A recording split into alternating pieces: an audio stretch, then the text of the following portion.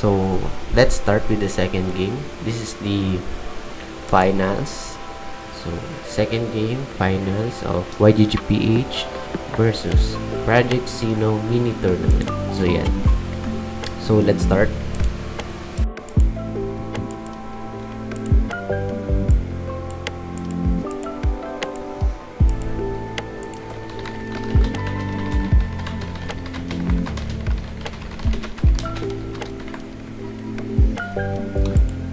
So, makikita, pag kinaklik nyo sa icon ng mga Sino, makikita nyo yung mga passive skills nila. So, yan, passive skills, yung weapon, tsaka yung charm. So, yan, makikita mo kung anong advantage nila, yung different na type na strategy nila. So, yan, yung pinaka-strategy nandito, puro speed up. So, yung kanyang guardian is mataas agad yung speed. Wait.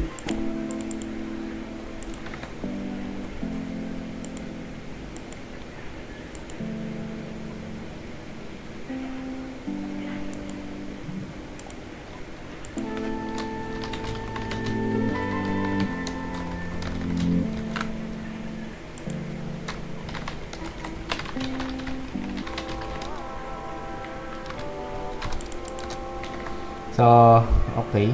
Frick! Paano kaya to? So, kailangan kong nagmalis na kaya siya. Oy, wait, di ko na-dodge. Gino-G pa. Grabe ka naman. Wait. Sana wala siyang malis, pre. Tapos sana meron na akong adrenaline rush. Sayang naman yung ano ko.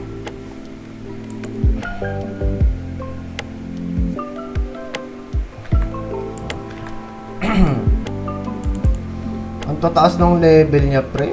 Awiters.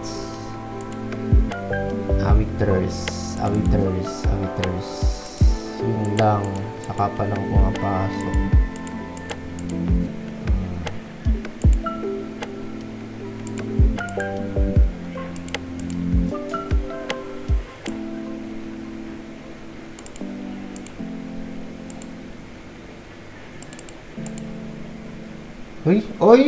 Oy, masyado kang magaling pa.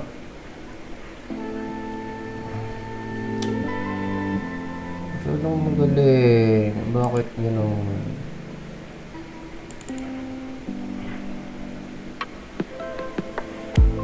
Shit.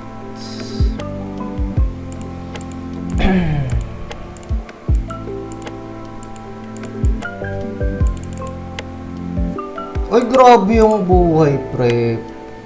Ay. Patay kaya? Patay ba? Patay. No turn yung isa, pre. Nice. No turn. Awit. Tunaw, pre. Oh, no. Naku, may haste na naman. May haste na naman tong lokong to, pre. Alam ko na to.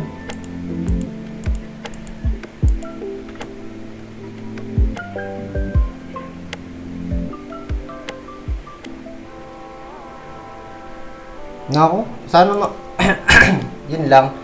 Kung mapatay ba yung ano? Parang hindi ata mamamatay.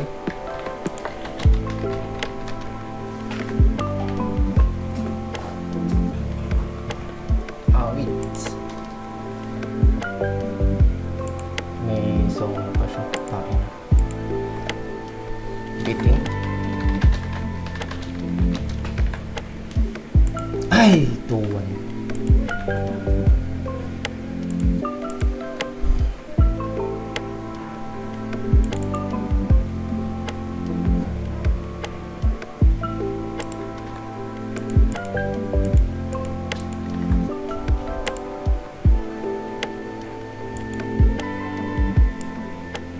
So yan. So since sobrang lakas talaga ni Regit Face ng kalaban natin. So ayun, parang ginagawan ko na ng paraan dito kung ano yung pwede nating pang panablaman lang. So ayun, medyo mahirap lang talaga kasi mababa yung levels natin and yung passive medyo hindi ganun kaganda. So yun. ano lang, overpowered talaga. Overpowered tayo. Na-overpower tayo ng kalaban. So, yun. I think wala nang binago sa skills. Same lang din talaga.